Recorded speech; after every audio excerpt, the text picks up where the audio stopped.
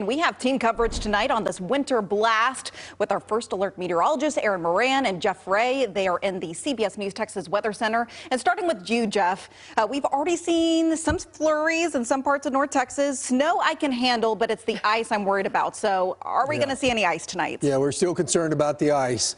And I think we're really waiting now for this transition to occur. Let's start off by taking a look at the radar, the terminal radar out of Love Field. And we were talking about this. Aaron was mentioning this top of the show. So there's Ray Roberts, there's Lake Louisville, and there's Grapevine.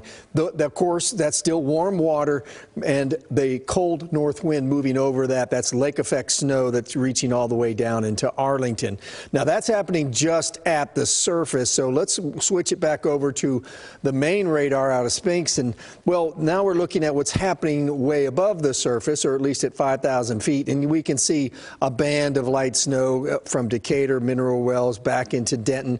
We're also seeing some general activity going on over by Ellis County, picking up intensity as you reach over into 20.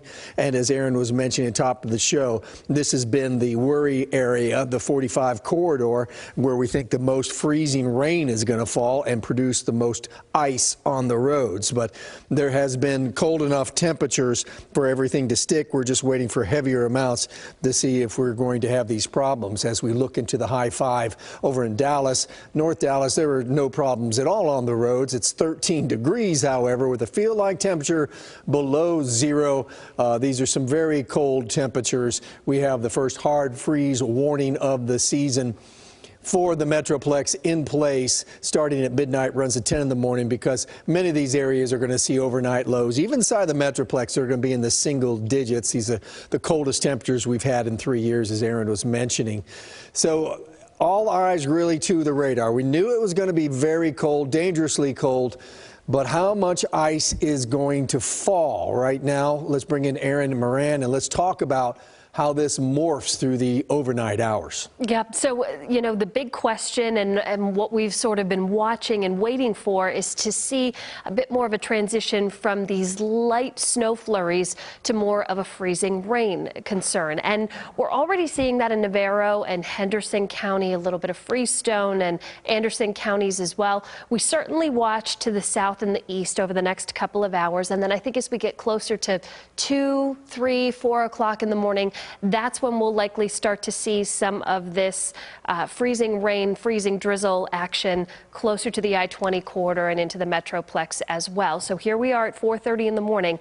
Again, accumulations do look to be on the lighter side, but it doesn't take much to cause issues on the road. The one saving grace with this event is that it is happening on Martin Luther King Day. That's when we're anticipating some of the worst as far as the ice goes and the travel impacts that can come from the ice. Hopefully you don't have to be outside tomorrow morning or tomorrow afternoon where it doesn't get much better. We are still expecting these temperatures to be brutally cold, at least by mid-morning. Certainly by midday, we're expecting the winter precip to be done. But winter weather advisory, it's in place until noon tomorrow. We're talking about freezing rain up to 1/10 of an inch and some sleet, maybe up to 1/4 of an inch. Again, it does not take much to cause issues on the road. So if you don't have to be on the roads tonight, tomorrow, at least through the morning hours, that's going to be your best bet to be able to avoid any icy spots that may be hard to see.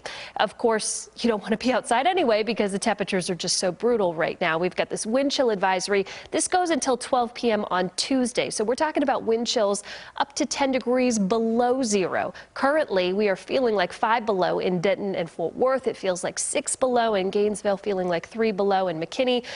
Dallas with a whopping 1 degree for that feels like temperature right now.